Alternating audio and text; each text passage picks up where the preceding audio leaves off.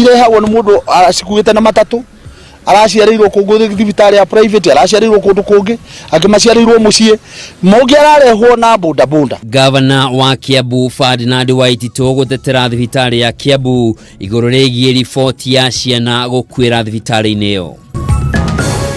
Objective ya huduma namba hii kwa serikali ni moja tu, kuboresha services za government kwa wananchi wake. Wandikithia wa andu mutambo-ini wa kiriu wa NIMS kwambĩrĩria kaunti-ini 15 guku bururi-ini.